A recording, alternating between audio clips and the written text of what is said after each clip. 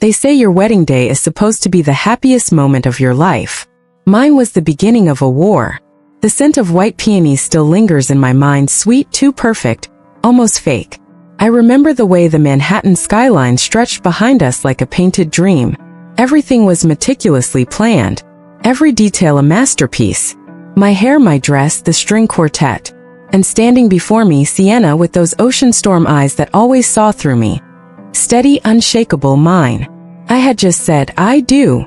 The words were still warm in the air. Then my phone buzzed in my bouquet. I ignored it at first.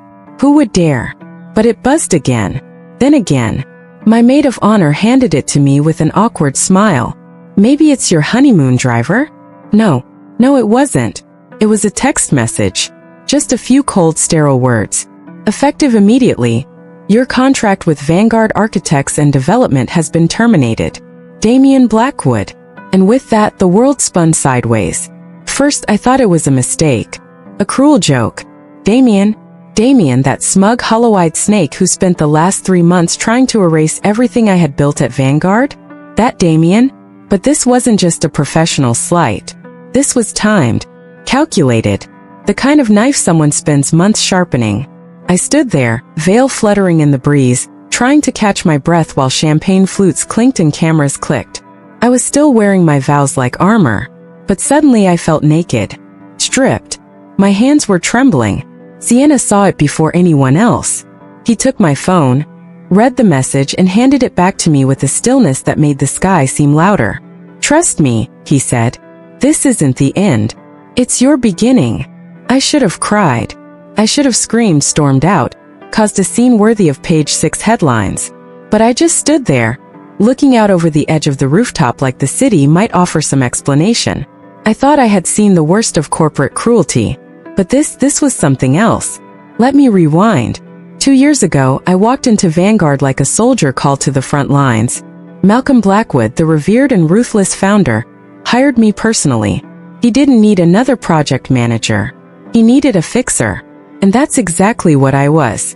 I designed a new system, an internal operations engine that cut delays by 40%, increased client satisfaction scores by 90%, and saved the company millions. I built it alone. No templates. No team. Just blood, caffeine, and fury. Malcolm called me the smartest investment I've ever made. But then came Damian Blackwood, the heir. Pretty face, dead eyes, hands soft from never building anything himself. When Malcolm stepped into semi-retirement, Damian was handed the reins, not because he earned them, but because he had the last name. He didn't like me. That was obvious from day one. I was too meticulous, too direct, too right. He started with small things, excluding me from meetings I used to run, watering down my authority, casually stealing credit. Then he got bold. He canceled the training programs I created. Programs that would have taught our staff how to maintain the very system I had built. Why? Because if no one else understood it, I was expendable. And now, on my wedding day, he made his move. During the reception, I tried to smile. I drank champagne and laughed with people I couldn't remember the names of. But every second, the word terminated pulsed behind my eyes like a migraine. I went to the restroom to breathe. My phone lit up with missed calls. Not from Damian. From Malcolm. 10 of them. Then voicemails. Played one. Alara, I need you to call me back. Immediately. Damian's locked us out of the entire operations system. No one can access the Midtown redevelopment files. We're hours from the city submission deadline. Please, Alara, I'm begging you. Call me. I listened to it twice. I don't know why. I should have felt vindicated. But I didn't. I felt hollow. You see, that project Midtown Revive was my baby. A $180 million urban renewal deal. The kind that only comes once in a lifetime.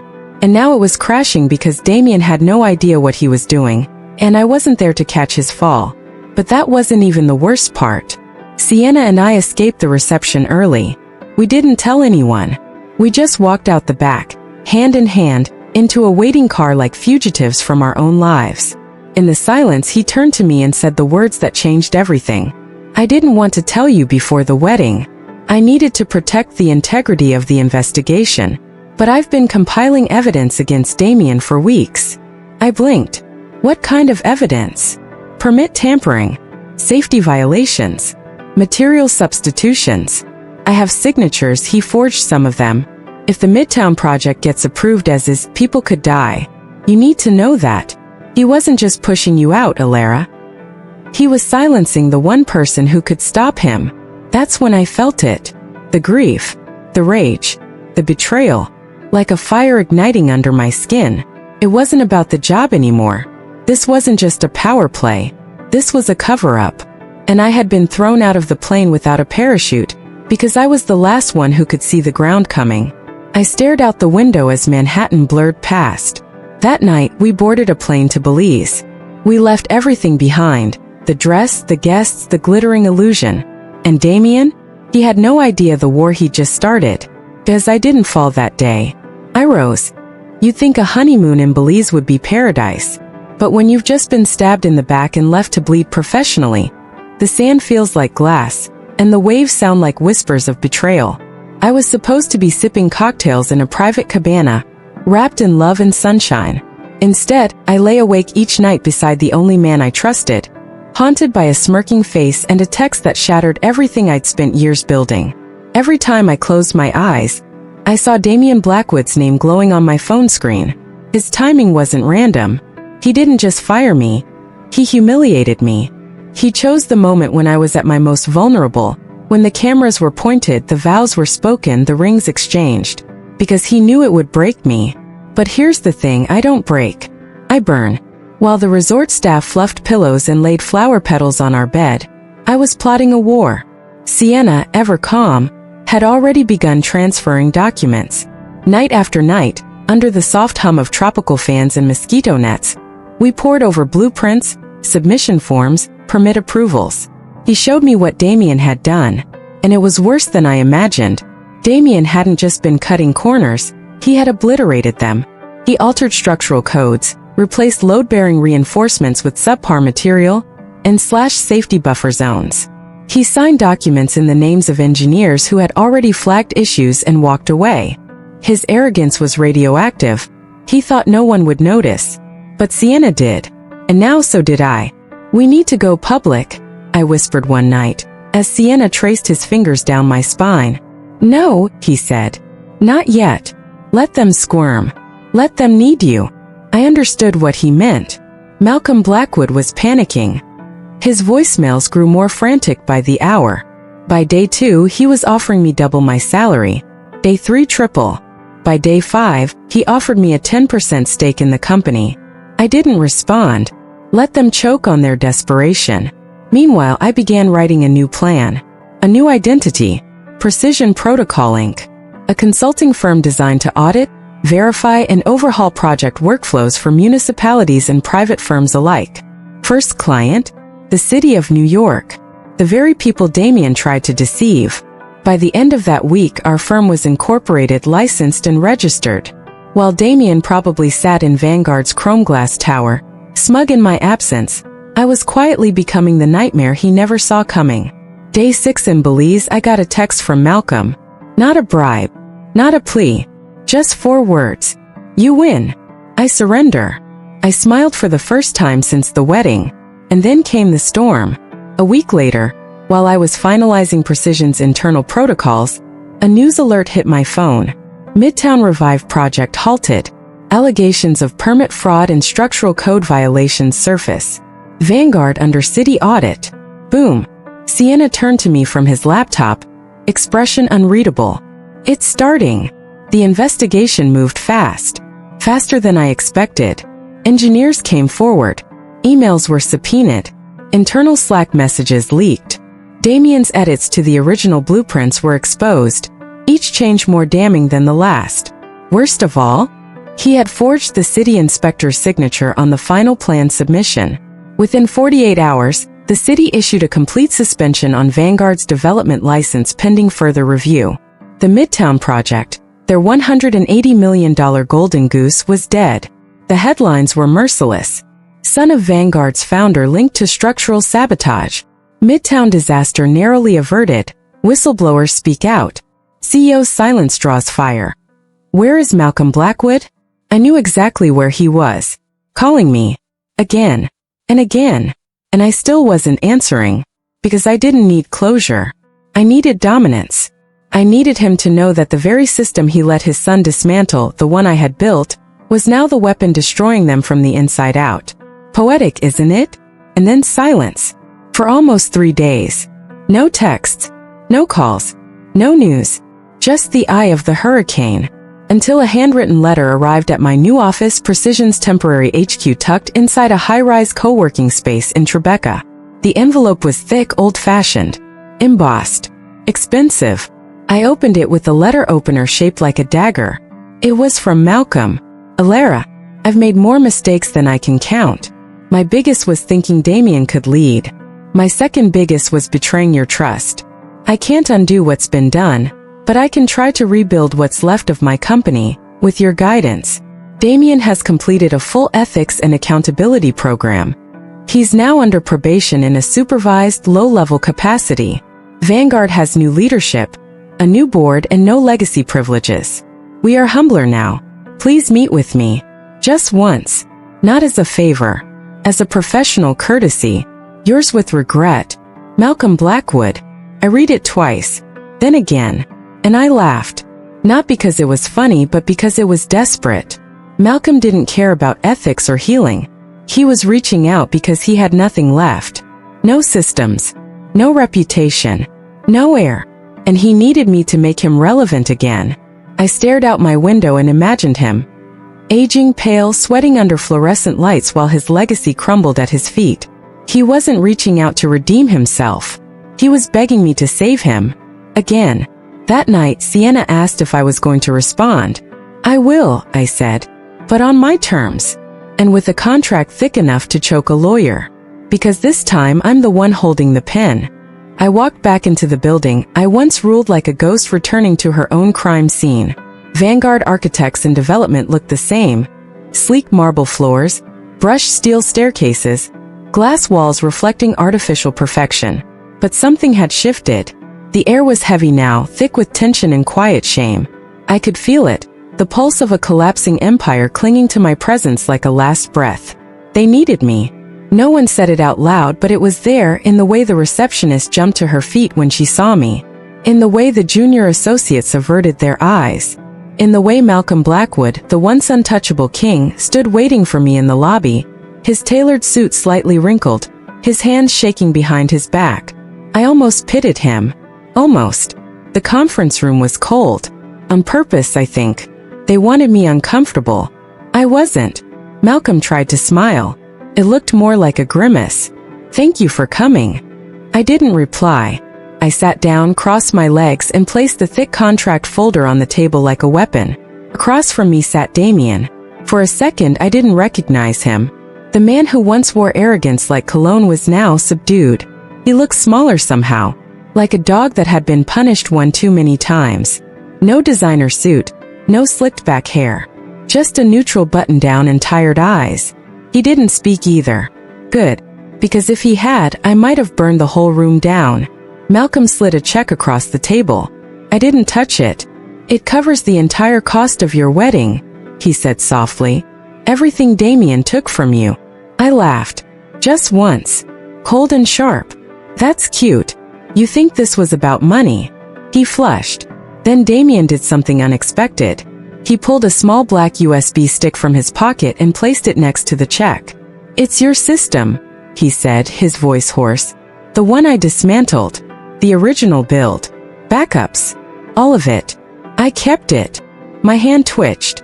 For a moment I just stared at the tiny device, my brainchild, the heartbeat of everything I created. He gutted it, butchered it, tried to erase it. And now he was offering it back like a peace offering from a traitor. I didn't pick it up. Instead, I opened my contract folder and pushed it toward Malcolm. If you want me back, I said, you'll agree to every clause. No edits. No negotiations. He flipped through the pages. His face fell by the fourth clause. You're asking for triple your previous salary, he said. Up front. Yes. Full internal access, across departments, board meetings, finances. Yes. You want control over all compliance, ethics, and training protocols. Correct. Malcolm hesitated. And you want Damien to complete your entire certification and retraining program? Yes, I said, looking Damien straight in the eye. Every module, every test, every late-night spreadsheet and regulatory cross-check. He doesn't breathe near a blueprint until he passes with a 98% average. Damien didn't flinch. I'll do it, he said quietly. I raised an eyebrow. Because you have no choice? No, he said, meeting my gaze for the first time. Because I finally understand what you were trying to protect. For a moment the room went still. Like even the walls were listening. Was I supposed to believe him? Should I care? I didn't trust them. Not fully. Not yet. But this wasn't about trust. This was about leverage. A week later the contract was signed. Precision Protocol Incorporated became an official partner of Vanguard. Autonomous, untouchable, absolute. I wasn't a subordinate. I wasn't a consultant. I was their conscience. I oversaw every project, every safety audit, every late-night submission. My team had unrestricted access, and any resistance was met with instant project suspension. Vanguard's board approved it all, because they had no choice. Then came the miracle I hadn't expected. The Midtown Revive project, which had been frozen in scandal, was reassigned. The corrupt firm that had taken Vanguard's place? Caught in a bribery scandal. Arrests were made. A public apology was issued by the mayor herself. And just like that, the project came full circle back to Vanguard and Precision. Our hybrid model, a design-build-check dynamic, was hailed as revolutionary. Industry magazines called it a new era in ethical development. And Damien?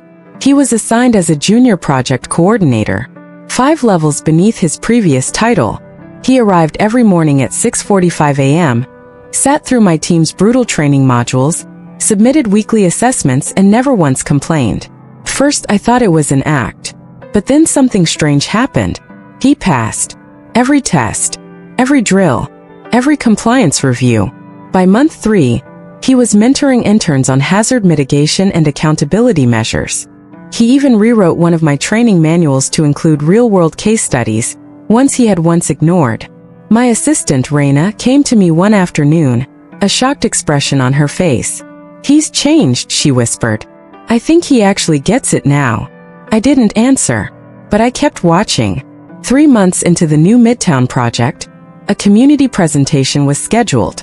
It was standard protocol, but this time I insisted Damien deliver it.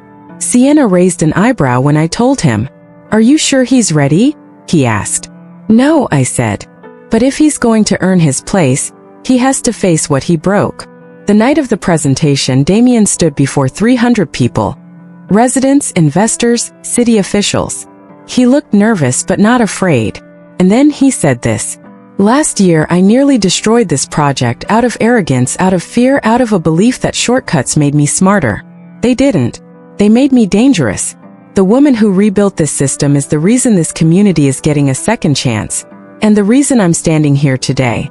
Not to take credit, but to own my failure, and prove it won't happen again." No applause, just silence.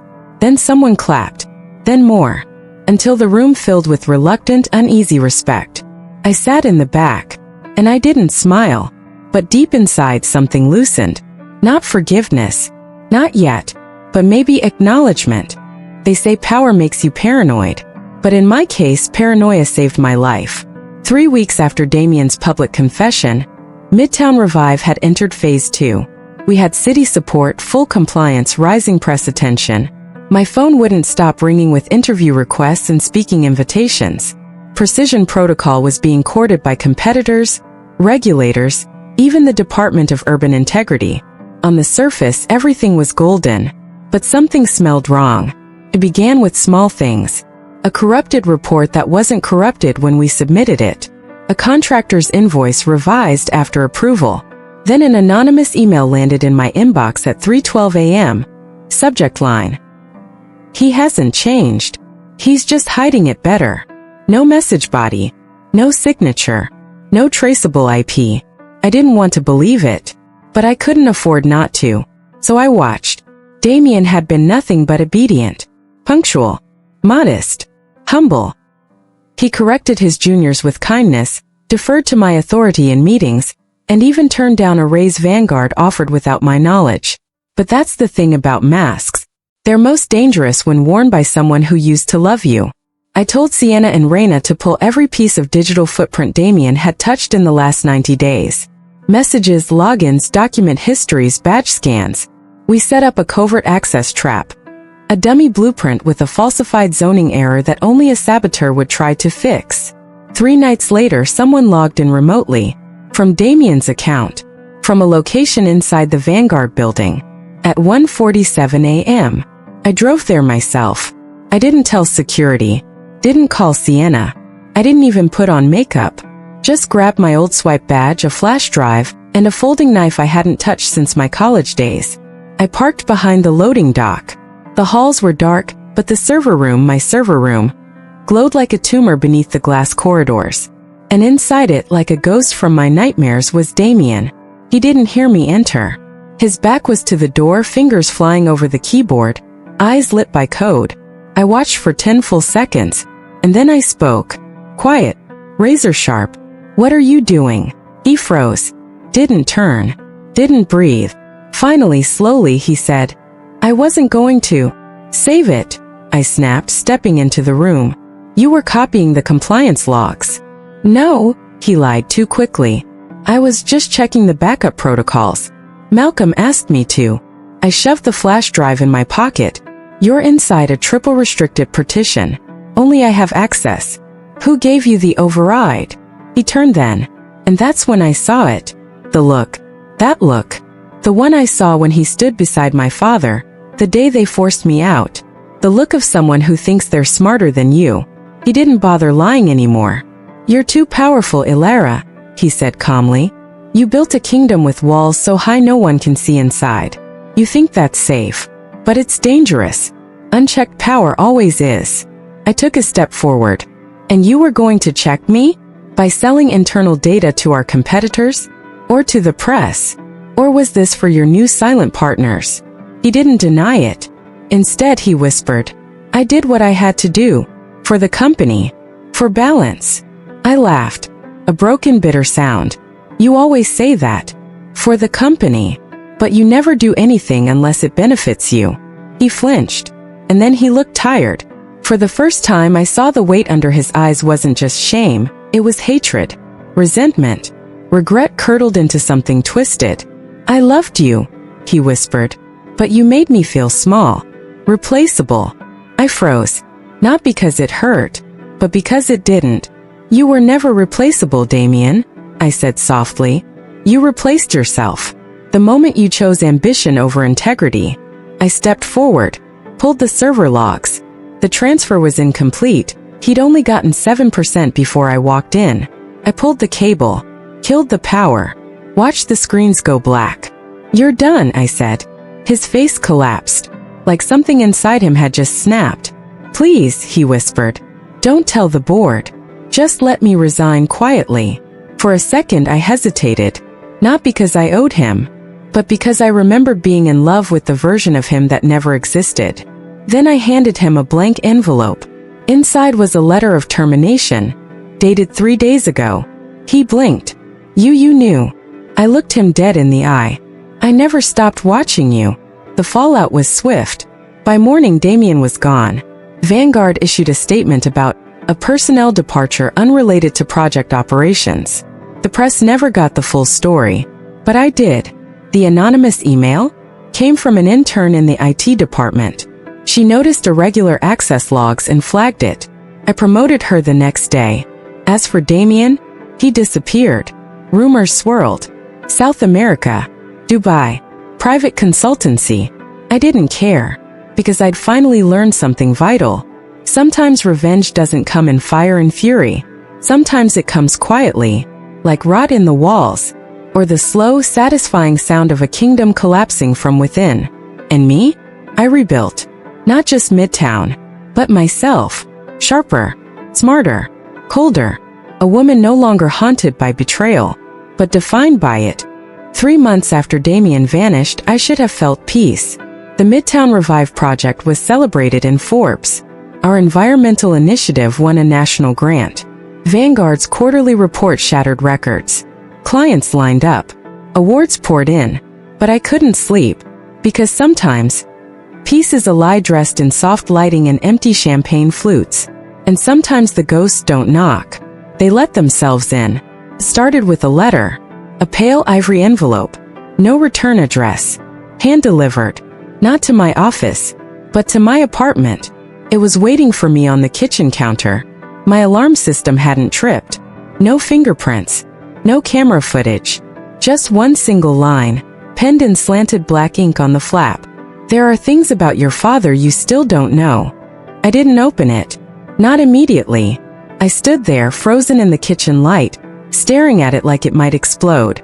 My father had been dead for 2 years. Stroke. Clean autopsy. Quiet funeral. He died a monster in my eyes. A man who colluded with Damien, pushed me out of my own company, then faded away behind retirement and silence. But something about that letter, it scratched a part of my brain I had buried. A doubt I never wanted to name. When I finally opened it, my hands were shaking. Inside was no letter. Just a photograph. Grainy. Black and white. Printed on old thermal paper like something from the 90s. In the photo, my father. Standing beside a man I didn't recognize. A tall, bald man in military fatigues. And Damien.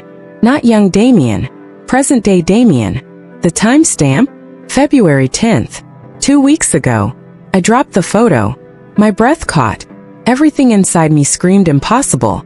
But I knew the truth before I even picked it up again. Damien wasn't in hiding. He was working with someone. Someone bigger. Someone with reach, enough to fake his departure and send a ghost letter to my secured home. The next day, I confronted Sienna and Raina. They'd monitored all digital channels, tracked flights, checked embassies. No way he's in the country, Raina had told me just a week earlier. Interpol has no records. Nothing unusual at the borders. And yet there he was. In a photo dated after his supposed disappearance. In military gear. The man beside him? Raina's AI scanner finally ID'd him. Colonel Jonas Mercer. Retired. Former cyber intelligence director for the Department of Domestic Defense. Linked to multiple classified black ops. No formal criminal record. But 3 whistleblowers who'd crossed him had mysteriously disappeared. My stomach turned. My father had connections to this man. And now Damien was in league with him? This wasn't just a bitter ex-husband with a vendetta. This was a conspiracy. And then the bombshell dropped. 2 nights later, a storm rolled over the city. I was still in the office, combing through archived financial records my father left behind. Stuff I hadn't dared look at since he died. At 2:14 a.m., Vanguard's internal servers shut down. Every system. Blackout. Then the monitors flickered. And on the main screen, 6 words appeared in blinking red. He didn't die of a stroke. My blood ran cold. Then before I could move, the entire system rebooted, erasing every trace. Raina later swore she couldn't find a single log entry. Nothing. It was like the system had spoken directly to me. I called in a favor from an old contact, Isla, a dark web analyst who owed me for helping her expose a tech cartel last year. I sent her the photo, the names, the theory. She didn't laugh. Didn't question. All she said was, "You're sitting on a live wire. If Mercer's involved, your father may have been silenced." It didn't make sense. Why would Damien resurface now? What did Mercer want? What secrets had my father buried so deep they were worth killing for? And most importantly, why target me? Unless my father left something with me, or in me, that I hadn't yet discovered. Then came the second letter. This time it arrived in a Vanguard-branded envelope. Interoffice mail. It looked perfectly ordinary except the signature. James Calloway. A name I hadn't heard in over a decade. He was my father's most trusted legal advisor.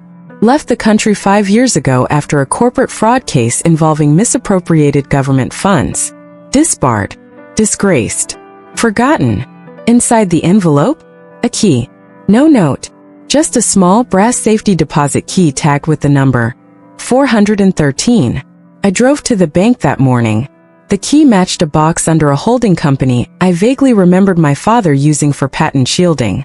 Inside the box, a voice recorder, an old flip phone, and a flash drive.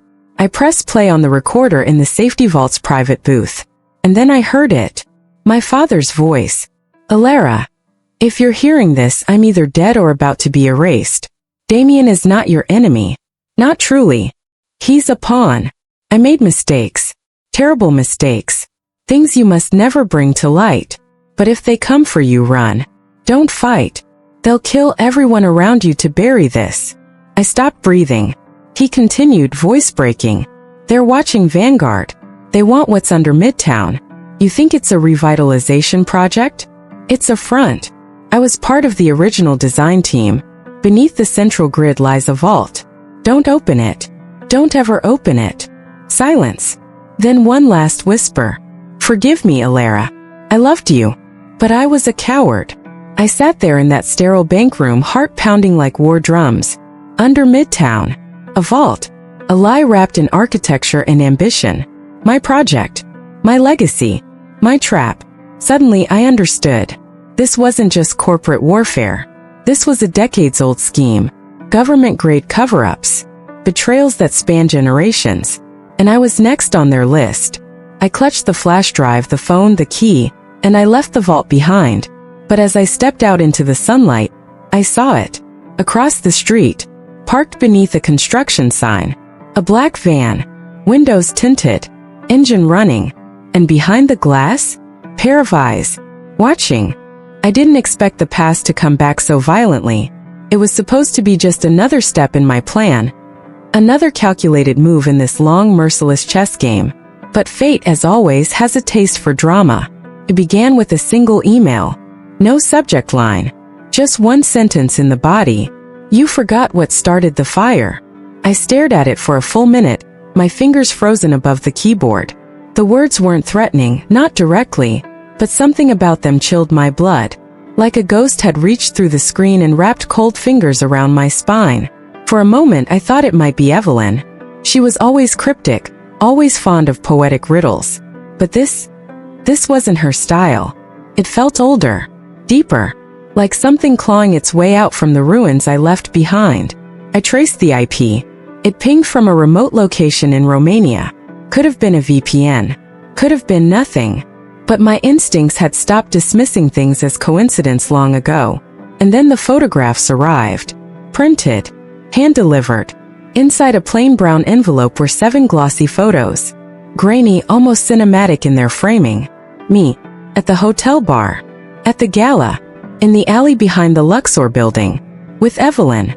With Theo. Watching. Always watching. One image stood out.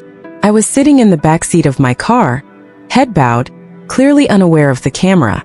But beside me, just barely visible, was a hand. A child's hand. Small. Fragile. Clutching mine. My heart lurched. That image shouldn't exist. That night was locked away in the deepest part of me, buried beneath layers of denial and pain. The night I lost everything, before Evelyn, before Oswald, before the rise and fall of thrones. The night she died. My daughter. 3 years ago. A fire. An apartment. A babysitter who disappeared. The police called it an accident. But I always knew it wasn't. That picture. It reopened the wound like it never healed at all. The next morning my apartment was broken into. Nothing stolen. Nothing touched except for the bathroom mirror. One word scrawled across it in what looked like lipstick. Ember. That was her name. My hands trembled so violently I had to sit on the cold tile floor. My chest tightened, and for a moment I thought I'd collapse under the weight of it all. Embers. Flickering in my memories, whispering in dreams I'd long buried. Who was doing this? And why now? Evelyn claimed innocence. Her shock seemed real. But Evelyn was the queen of performance, and I couldn't trust her any more than I trusted myself. I tried to dig deeper, called in some favors, pulled surveillance from the building, had my apartment swept. Nothing. No traces. Like ghosts. Then came the voicemail. A woman's voice, distorted, filtered through static and echo, like it came from underwater. You burned it all to the ground. You think the fire is gone, but some embers never die. Some embers become wildfires. I didn't sleep for days after that. Theo's betrayal still lingered in my bloodstream like venom. I'd stripped him of power, shredded his empire, humiliated him in front of the board and the world. But he wasn't behind this. His style was blunt force trauma. This was surgical psychological warfare.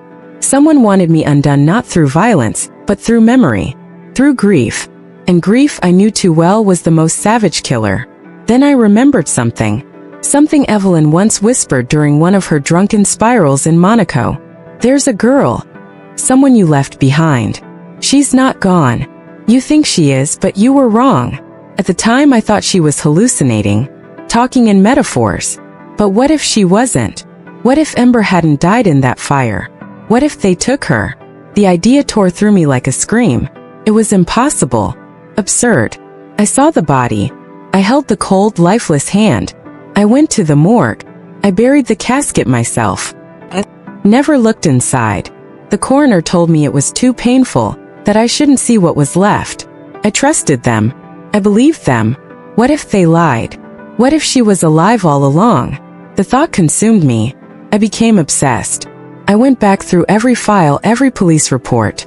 I hacked into records, searched through hospital logs, tracked down the old babysitter's family. She had vanished completely. No trace. Until I found a journal, belonging to her mother, hidden in a shoebox. Inside were pages of paranoid scribbles, religious symbols, names, dates, and one phrase repeated over and over again in messy, frantic handwriting. The girl is the key. The flame will return. I stared at the page as something clicked deep in my brain. Ember was alive. She had to be. And something was using her to pull me apart. But why now? What did they want? I stood on the balcony that night, the city glittering like broken glass beneath me. Rain slicked the railings. Thunder grumbled in the distance. Somewhere out there my daughter might be alive. And someone had kept her from me. The old me, the one who clawed her way out of betrayal and built empires from ash, would have gone to war already. But this wasn't just about power anymore. This was personal. They wanted a wildfire? I'd become the inferno. I never believed in ghosts. But now, with the cold wind howling through the cracks of my war-torn mind and the past rising like a corpse from the grave, I could no longer deny it. Something or someone had come back for me. And this time they weren't haunting me. They were hunting. It began with a name. A file buried so deep in a private encrypted server that it took my last ounce of leverage, and one final favor from an ex-intelligence contact, to decrypt it. Project Kindling. The folder contained medical records, surveillance photos, psychological reports, and at the center of it all, a child. My child. Ember V. Lauren. Alive. Institutionalized. Under a false name. Moved between secret research facilities like a ghost in the system. And the funding? It traced back to Oswald Global. Oswald, Theo's father. The man who'd once mentored me. The man who died in his sleep, or so they said. But this was his legacy. Not tech. Not markets. This. Weaponized trauma. Emotional conditioning. Neural manipulation. Human experimentation under the guise of neuroscience innovation. He'd used my daughter. No, he'd stolen her. And no one ever told me. I drove 4 hours through a storm to reach the last known location. A crumbling psychiatric facility masked as a private recovery retreat. Buried in the hills. No signs. No cameras. No pity. The building reeked of mildew and secrets. Walls stained yellow from years of neglect. The air felt thick, heavy with forgotten screams. Inside, an orderly stopped me. Visitors aren't allowed. I smiled politely. I'm not a visitor. Then I pressed the barrel of Evelyn's hidden pistol to his ribs and walked him backward into the shadows. Within 15 minutes, I had the security badge and the master key. And then I heard it. A voice soft singing. The tune broken but familiar.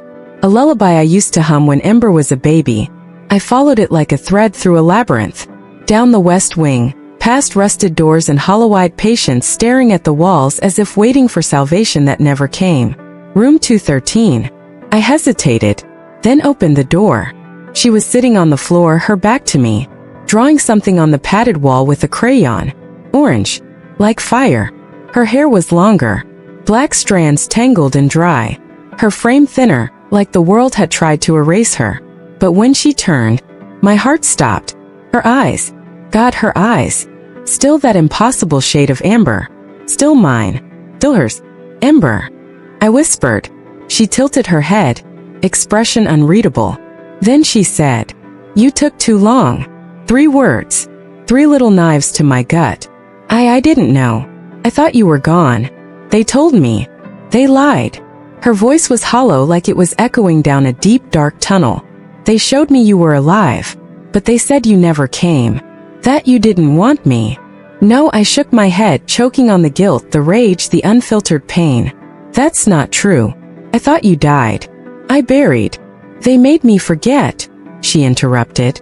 But it came back. The fire. The screams. Your voice. Her hand trembled as she reached into the pocket of her hospital gown and pulled out something small, burnt, twisted, a melted locket, the one I'd given her for her 5th birthday. I fell to my knees. I'm here now, I whispered, tears spilling freely. I will burn this entire world down for you. Ember stared for a long moment. Then finally she ran into my arms. And the dam broke. But peace doesn't come easy. As we escaped through the rear emergency exit, alarms blared. Guards shouted. Floodlights ignited the yard in white panic. I ran, carrying her as she clung to me like a lifeline. Gunshots cracked the air behind us. One grazed my shoulder. I didn't stop. I was bleeding, sobbing, burning with purpose. By the time we reached the car, my vision blurred, but I kept driving. The city lights never looked colder. Back at my safe house, Ember slept for the first time in what felt like years. I watched her breathe, counted each inhale like a prayer, memorized every freckle, and then my phone buzzed. A single message. No name, no traceable ID, just one sentence. You stole back the flame. Now the world will burn. 3 hours later, everything went up in smoke. My accounts frozen. My offshore funds drained. Every company I'd secretly acquired under aliases, exposed. Photos of Evelyn and I, doctored and released to tabloids, spun into a scandal involving bribery, seduction, and corporate espionage. And worst of all, the news reports. Fugitive CEO linked to child abduction and decades-old fire conspiracy. They had flipped the story. They painted me as the villain. And Oswald Global? Somehow in death, the old bastard had set up a failsafe. An AI-driven protocol called Ember Protocol, triggered if his secrets were uncovered. It turned everything I'd built into a weapon against me. I was no longer a queen. I was a fugitive. But even queens in exile can raise empires. I took Ember's hand as we boarded the train under fake names. Destination unknown. A long road ahead. But this time I wasn't running from the fire. I was the fire. And I'd come for every last one of them.